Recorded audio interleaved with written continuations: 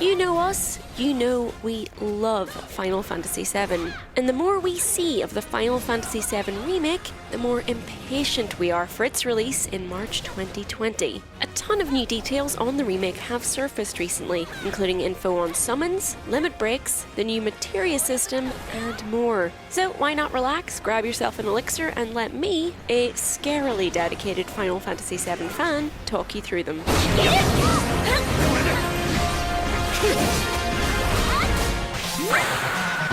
New footage from the Tokyo Game Show has Cloud, Tifa, and Aerith taking on Abzu, or Apps as he was originally called in the English language localization. This sewer-dwelling pet of Don Corneo is a formidable foe in the first Final Fantasy VII, which the trio initially encounter after being tricked by the man himself and falling through a trapdoor in the Don's mansion. I love that the monster's design, his moveset, and even his colouring are still so reminiscent of his appearance in the first game, and yet it all still works, and manages to look pretty threatening in this new updated photorealistic style. When the battle was being shown off at TGS, original Final Fantasy VII director and Final Fantasy VII Remake producer Yoshinori Kitase revealed some new information about how Aerith will play. For example, all of Aerith's standard attacks are long-ranged, which will be no surprise to anyone who ever tried to use Aerith's staff to do a physical attack in the original. And pressing the triangle button uses her character ability, Tempest. Her Holy Circle ability looks like it'll be super useful and add an extra element of strategy to prolonged battles. Activating it will create an area on the battlefield where any spells used inside that zone can be cast repeatedly. That is sure to be useful when used against bosses with particular elemental weaknesses. Also very worth noting is the sheer level of detail that's gone into Aerith's dress here, and just the art direction overall. The attention that's been paid to even the tiniest little stitch or stone is what will really help make this remake special. And the same goes for the care that's clearly been taken with the soundtrack, which remixes the original's absolutely stellar music so that it flows and reacts to the world around you.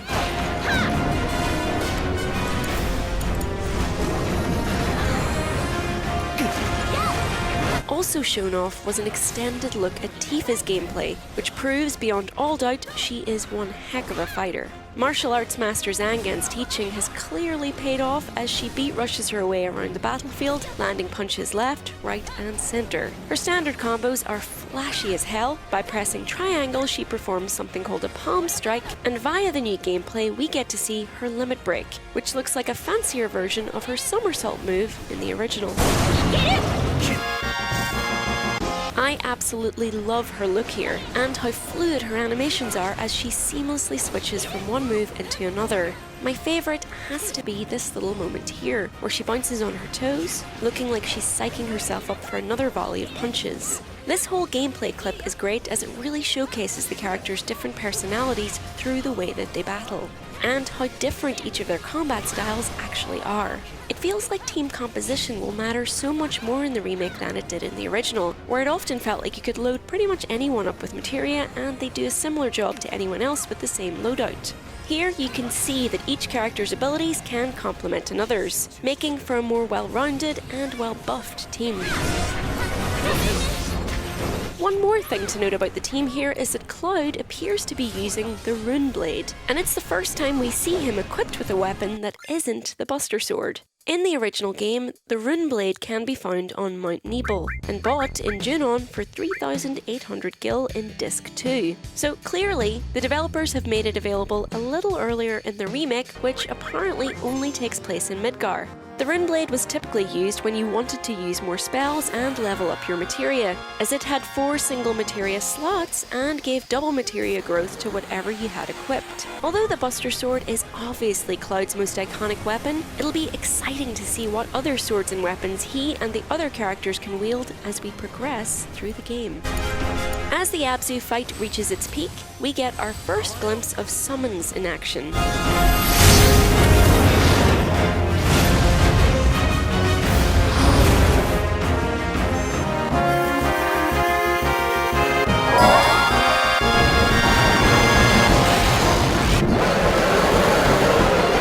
Summons were a huge part of the original game, as powerful creatures you could call to your aid in battle to do huge chunks of damage.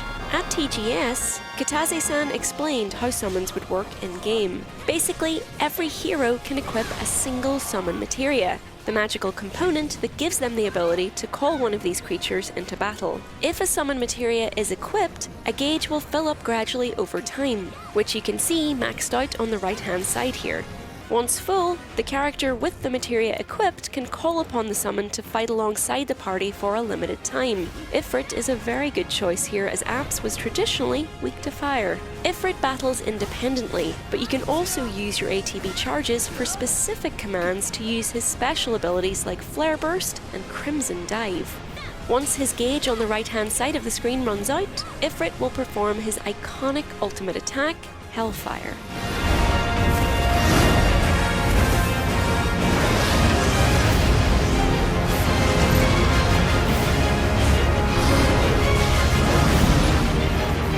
This is all obviously a little bit different to the original game, where summons would appear, do one ultimate attack, and then vanish. Ifrit himself looks incredible here too, and there's something ridiculously exciting about watching the two titans go head-to-head on the battlefield. It's also very cool that when one of Ifrit's attacks manages to set him on fire, Abzu actually jumps into the sewer water to put himself out. Fans will also spot classic Abzu or Apps attacks that have been given a HD makeover, including Lick, per Aerith, and Sewer Tsunami, which looks like it's been revamped to make more sense in this new environment.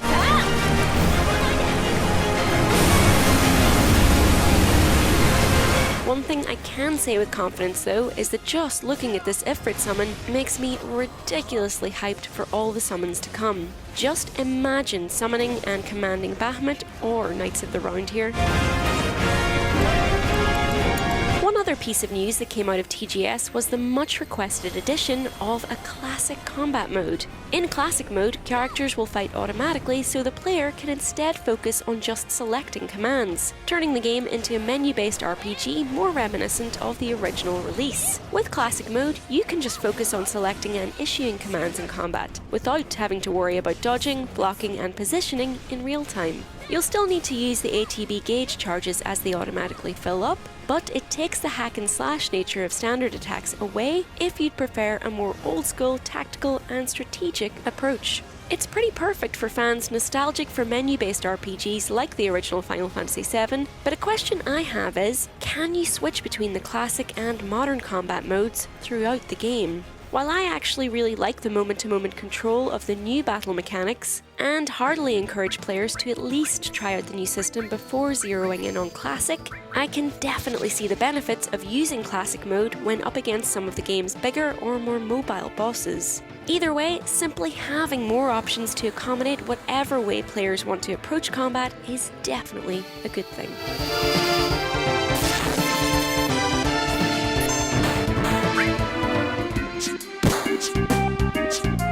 A small side note, but you might remember that the official Final Fantasy VII Remake TGS trailer provided a blink and you'll miss it look at the much-loved squatting minigame from the original Final Fantasy VII. This challenge was extended to Cloud in the Wall Market Gym, where ludicrously buff dudes promised to give him a wig if he'd compete with them in a glute and quad-based showdown that had players press multiple buttons in sequence to a timer against an AI competitor. The squats minigame in the remake plays similarly to the original, requiring a series of button presses to complete each move. However, the remake version has a new rhythm game element to it, where buttons are pressed in specific timing to ensure the character maintains balance. And though you could initially see the button prompts and the timing for those button presses in the demo, as the challenge went on, the HUD gradually disappeared, forcing the player to rely on their memory and skill alone. Here's hoping it's not too difficult, as I really, really want that blonde wig. Don Corneo, here I come. What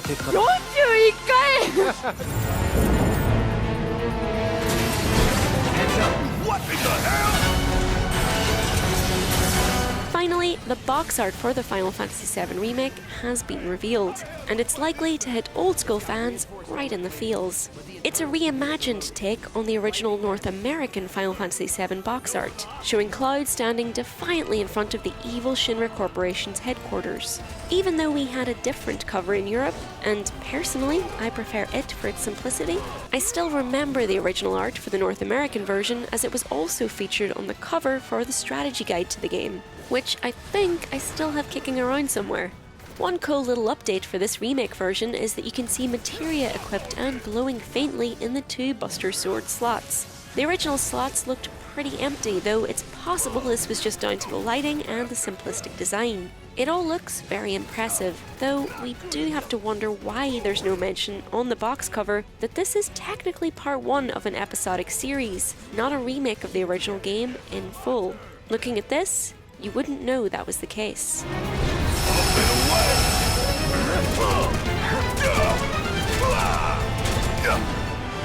One more thing. At the same time it released the first look at the Final Fantasy VII Remake's box art, Square Enix also unveiled a handful of new screenshots of the game, mostly depicting characters either during cutscenes or in action in battle. We also got to see the streets of the slums and the full exterior of 7th Heaven, Tifa's bar and the secret hideout of Eco Warriors Avalanche.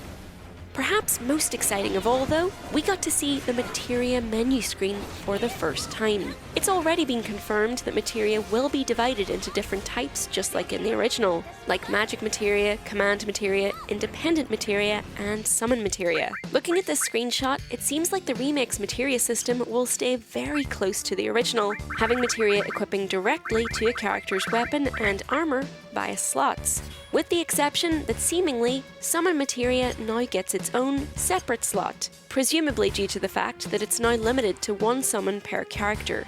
Just like in the original, Materia will level up as you equip and use it, though a really exciting detail, according to the accompanying picture here, seems to be that when you equip and combine an elemental materia to a weapon with a magic materia in a linked slot, the weapon takes on some physical attributes of that element, like the ice shards on the Buster Sword shown here. It's nice that the system of linking different materia combinations and experimenting with the results definitely still seems to be a thing in the remake. We cannot wait to see what we come up with.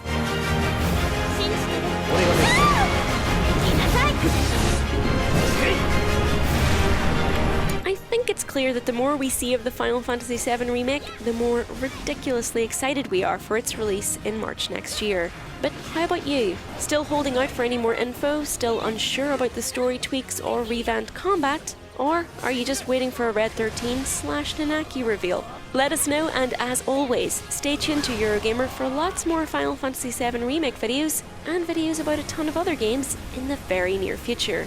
With a new video every day, you are sure to find something you like. Thanks for watching. Bye!